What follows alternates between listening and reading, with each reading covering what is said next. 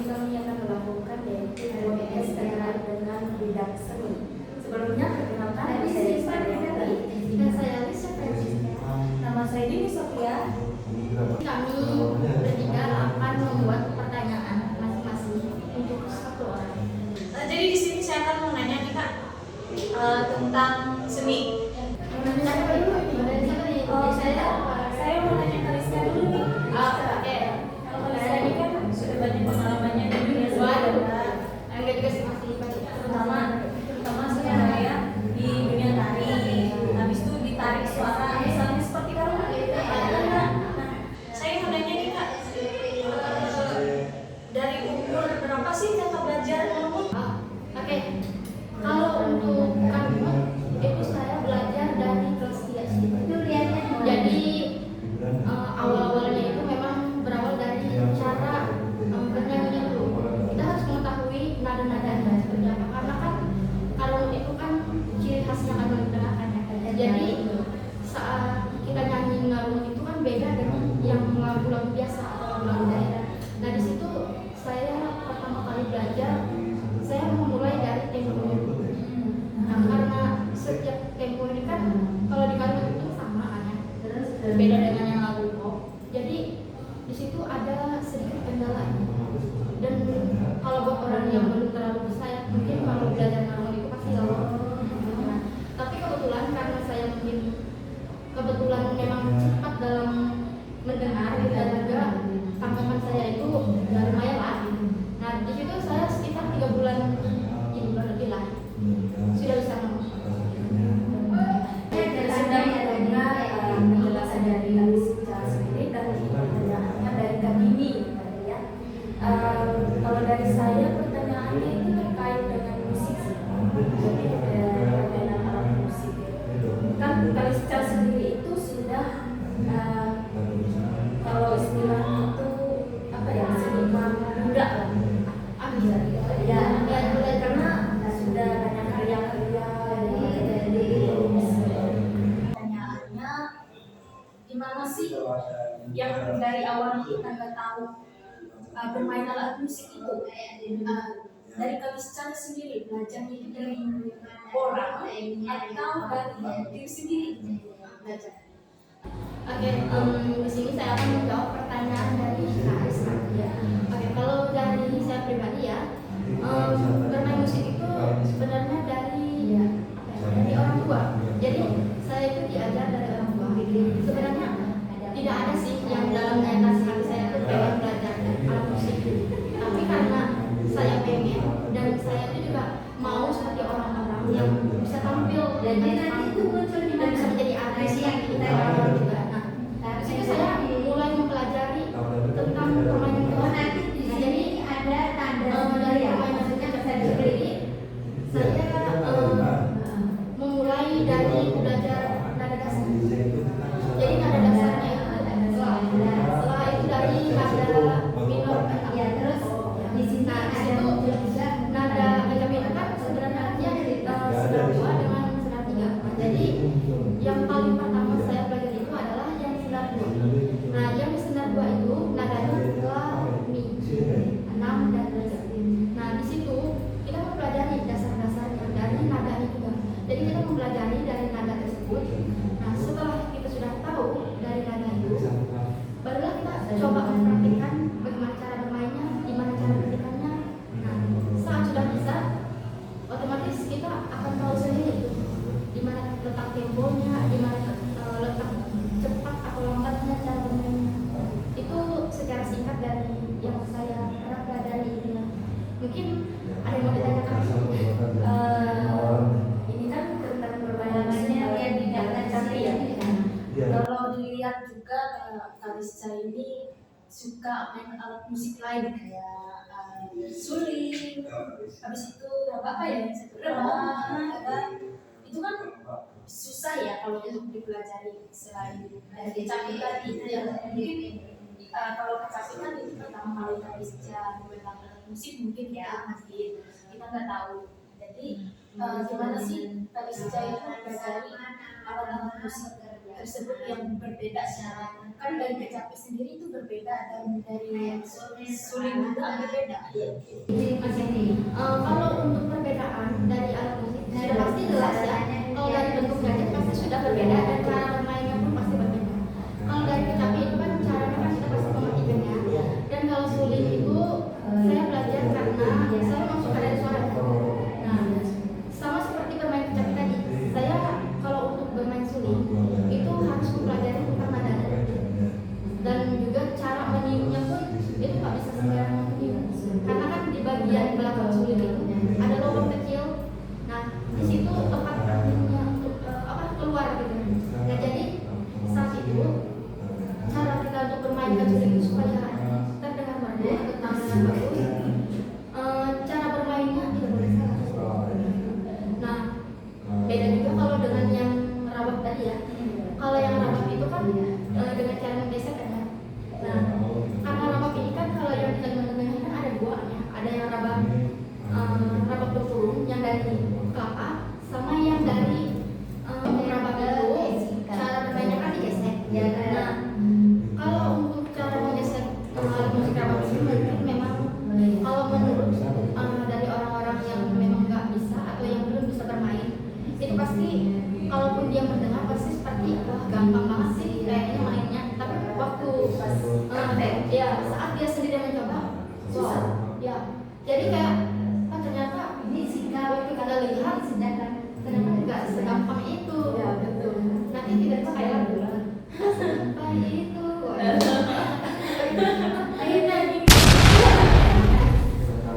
jadi rabab itu kan karena cara bermainnya berbeda, jadi kita juga harus tahu setelah cara bermainnya itu seperti apa. Nah, dari situ karena rabab ini kan ada dua kan ya tadi. Nah, rabab yang tempurung itu dia bermain pakai lilin, jadi dia bermain pakai jari. Itu cara kita bermain itu tidak boleh salah, karena itu benar-benar kalau salah nadanya jadi sumbang, jadi false. Nah, beda kalau dengan rabab yang dari yang dari bambu. Nah, kalau yang dari bambu itu nadanya kan sudah teratur, sudah disusun. Jadi itu tinggal dimainkan aja, tinggal digesek aja. Itu kalau untuk dari saya sendiri ya. Oh, berarti rababnya itu kan tadi ada dua, terus ada dari bambu sama kelapa ya. Berarti perbedaan keduanya itu dari cara bermainnya ya. Iya. Kalau yang satunya tadi kan pakai tangan, Iya. itu berarti nggak tahu. Kalau yang pakai tangan itu sama digesek juga. Oh, digesek. Iya, tapi itu talinya hanya dua, sedangkan hanya dua. Sedangkan yang rabab ya kayak basi atau yang ya dari bambu itu maksimal sampai 14 senar. Jadi dia berputar. Ya, ya. Mungkin kalau dari orang yang belum terlalu bisa ya, tapi kalau dia misalkan melihat nih, kayaknya gampang kan. Tapi nanti saat dia mencoba, sulit, kesulitan. Apalagi kan baru pertama kali kan ya. Iya. Tapi kalau memang dia sudah punya basic pemula atau dia sudah pernah belajar atau pernah megang alat musik tersebut, pasti adalah istilahnya seperti dia tuh sudah punya ilmu, walaupun ilmunya masih sedikit juga. Karena kan tidak ada yang instan di dalam proses banyak sekali Kak. Oke, aku mau nanya lagi nih, Kak. Kakak kan sudah apa namanya bisa dibilang seniman lah ya. Kakak sudah pernah kayak buka les gitu nggak sih? Oke. Kalau untuk les, saya buka les sebenarnya ini kan kita alat musik tadi dengan suling. Jadi di setiap waktu lesnya ini berbeda-beda nih. Jadi tidak hanya sama apa dia. Nah, untuk latihan lesnya memang secara privat. Jadi orang-orang yang mau belajar itu langsung datang ke rumah. Jadi saat ini les atau latihan ya, biasanya orang-orang yang mau belajar itu dia punya musiknya sendiri. Jadi tidak tergantung pada latihan terus. Jadi dia punya apa ya itu ini tuh bekal dia. Jadi misalkan saya ngajar dia ya, tadi adanya kayak gini cara mainnya, terus nanti saat dia di rumah dia akan mempelajari dirinya sendiri. Jadi bisa dia jadi dia mengulang untuk dirinya sendiri saat dia sudah di rumah. Jadi kalau yang untuk dari saya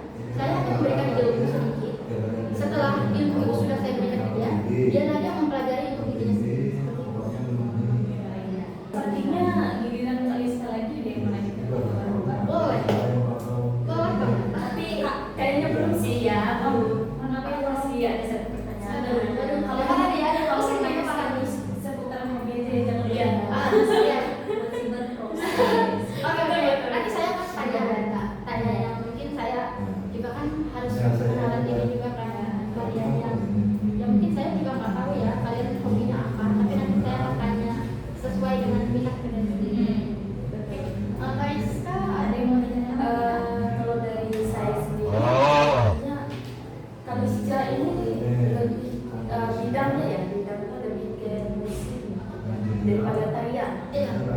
Tapi gimana ya, jadi mohon maaf ya, badannya lentur, ya narinya juga bagus gitu kan. Kenapa ya pilih tarian saja dan main musik gitu. Kalau untuk soal tarian atau musik, memang kedua-duanya itu sama. Saya memang walaupun kalau dari tarian itu saya tidak bisa yang benar-benar secara pribadi gitu ya, saya bisa menguasainya. Saya hanya bisa menggerakkan sesuai dengan gerak tarian yang memang saya sudah pernah hafalkan. Jadi walaupun saya bisa nari, saya suka ke bagian musik. Karena musik, iya, karena apa? Musik ini kan kalau misalkan kita lagi galau nih ya, kita kan nggak mesti harus dengar lagu yang galau kan. Jadi kan pasti kita lebih baik. Kenapa kita nggak menguasai lagu kita aja? Gitu? Kenapa kita harus menguasai kegalauan kita? Kenapa kita nggak pakai aja gitu? Harus kita sebagai yang menambah ilmu kita. Jadi daripada berarti dari yang kita lakukan juga, lebih baik kita bermain musik gitu. Tapi kalau misalkan kita bosan dengan musik itu, silakan kita menari tubuh kita. Karena kan kalau orang menari itu kan sama seperti olah tubuh kan. Karena kita menggerakkan tubuh, menggerakkan kepala, gitu. Menggerakkan kaki dan semuanya itu digerakkan. Tapi karena saya fokusnya ke musik, tapi tidak yang benar-benar bisa dilatih. Karena memang hobi yang ditanya semuanya ya orang gitu. Itu sih kalau dari saya. Berarti sekarang lebih ke musik ya daripada tarian mungkin ya. Kalau secara pribadinya. iya, kalau untuk sekarang secara pribadinya memang ke musik. Tapi kalau misalkan ada job ya, mungkin misalkan ada job dari luar atau dari dalam kota, mungkin pasti bisa lah kalau ke tarian. Tapi tergantung tariannya tarian apa, sulit atau tidak. Kalau sulit ya pasti harus belajar. Tuh, kalau nggak belajar kan nggak bisa. Oke, tadi kan kakak-kakak ini sudah nanya saya nih. Nah, jadi giliran dong saya bakal nanyain nih sama kakak berdua nih yang cantik Yolita. Bisa aja itu. Oke, di sini saya akan bertanya kepada kakak ini dulu nih yang paling cantik nih. Jadi oke, pertanyaan gampang. Jadi hasilnya sesuai dengan kriteria kakak ada di dalam pesannya itu kakak lebih ya. Kalau saya lebih berminatnya ini bernyanyi sih, karena saya itu hobi bernyanyi itu dari sejak umur dari kelas 5 SD. Dari SD. Iya, SD. Dan waktu kelas 5 SD itu juga saya pernah mengikuti lomba antar kabupaten. Habis itu setelah saya menginjak di SMP, nah saya juga pernah mengikuti perlombaan mewakili sekolah saya. Itu tingkat kabupaten juga. Nah, ketika di SMA itu tuh saya sudah tidak mengembangkan bakat itu lagi, karena dari pihak sekolahnya itu tuh tidak tidak mendukung atau tidak memberikan kegiatan seni itu. Nah, dari situ saya vakum, saya berhenti. Jadi walaupun vakum sampai sekarang saya tetap masih kegiatan mereka bernyanyi. Saya memang paling suka bernyanyi sih sama ini. Waduh, Gak apa-apa tuh TikTok.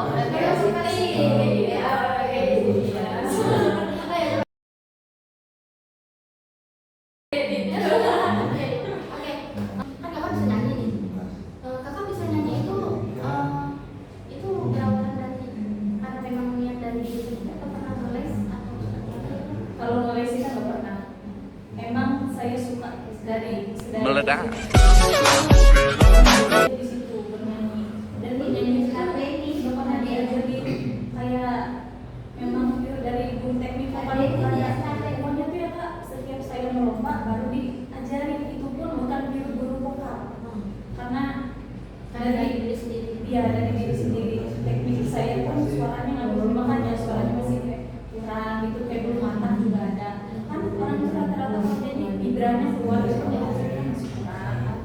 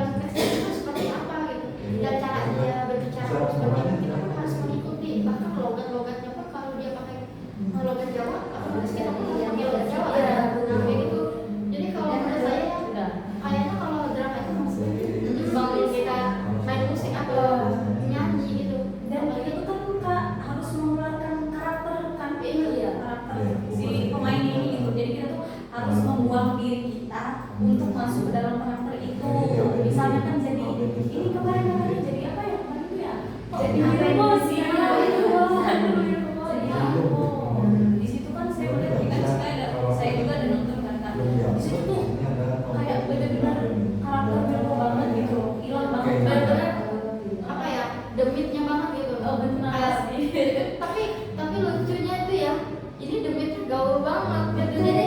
Jadi pas kakak kemarin waktu di peran 1 ya, itu bukan yang horor tapi detektif komedi sih ya, komedi ya. Jadi itu yang membuat si penonton pun tidak begitu takut, tapi itu menjadi drama yang lucu, jadi masuk komedi gitu. Nah itu lumayan kesulitan sih di dalam seni perannya, karena kan kita harus drama, kita harus bisa menahan tawa kepada emosi sendiri. jadi itu pasti itu sebagai tantangan juga kan buat Kariska ya untuk masuk ke dalam peran itu. Sebenarnya kalau kita bandingin ya, kalau di drama dan musik atau vokal itu semuanya sama, itu sulit. Cuman itu tergantung dari kita lalu mempelajari hal-hal seperti ini. Contohnya kayak drama tadi, bagaimana kita menguasai suatu peran yang bukan jati diri kita. Kita harus berperan menjadi orang lain. Apalagi kan karakternya ini kan setiap pemain beda-beda kan. Iya. Nah jadi kita harus bisa menguasai dong di setiap itu peran kita dengan perannya orang lain, bagaimana cara kita masuk, bagaimana suara kita. Jadi di situ tuh semuanya kayak menyambung jadi satu gitu. Beda juga kalau kita kayak main musiknya, kalau main musik ya udah sih kita pegang musik yang kita bisa, jadi kita tinggal mainkan. Terus kalau misalkan dia punya lagu yang sesuai dengan musik yang kita beda, ya otomatis kita akan mengalur aja gitu. Tapi kalau dengan drama ya jujur sih saya salut ya, karena walaupun saya pernah ikut drama juga, ya saya nggak mungkin bisa sih. Apalagi kalau yang seperti istilahnya nahan tawa gitu. Apalagi kalau melihat orang yang sedang mau ketawa, dia pasti langsung ketawa tuh. Tapi ya ketularan orang yang ketawa itu juga ketawa gitu. Oke, mungkin dari bahasan tadi ya Kak, mungkin dari Kak ini ada yang mau ditanyakan Kak untuk Kariska atau seperti apa? Jadi saya kan tadi sudah nanya Kalau untuk Kariska ya saya mau bertanya lebih bagaimana sih cara kakak itu mendapatkan peran itu kemarin kan jadi Willow ya. Cara kakak untuk menguasai peran Willow itu seperti apa? Karena si kemarin itu benar-benar sangat gimana caranya itu benar-benar masuk ke dalam tubuhnya, karena jati dirinya itu terbuang dan digantikan dengan karakter yang dia main. itu tips dan triksnya kok sih. Jujur ya, kalau di drama itu mungkin dari pribadi saya sendiri itu memang sulit.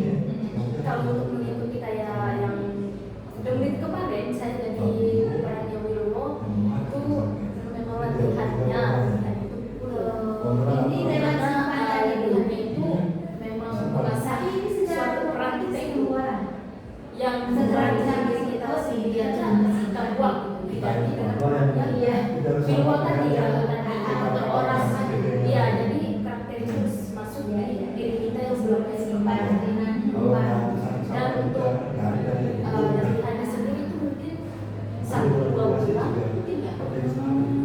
Iya. Tapi hebat sih kak, dalam waktu 1-2 bulan itu ya keren banget sih. Kan ada rata-rata orang kan bisa sampai 3 atau 4 bulan kan untuk masuk Dan dalam bahkan itu sekalipun ada yang belum bisa hafal sama teks yang menjabut yang dari karakternya itu, apalagi yang dapat teks yang panjang dan dia harus memerankan teks itu sesuai dengan karakter orang itu sulit banget sih. ya. Itu pastinya menjadi suatu tantangan Kariska banget ya dalam waktu sana sampai 2 bulan. Tapi keren sih kak. Udah di penghujung acara aja nih. Iya. Jadi untuk ya hari ini sepertinya sudah cukup ya pertanyaan-pertanyaannya.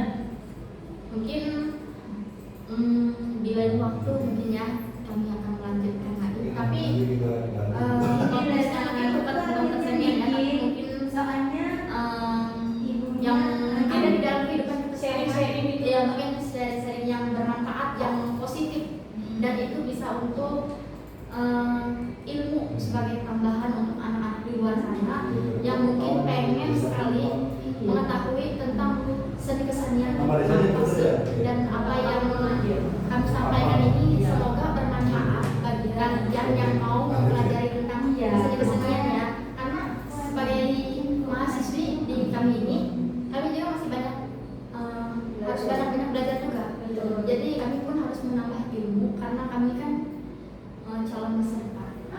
Sampai kita di sini kan calon guru ya,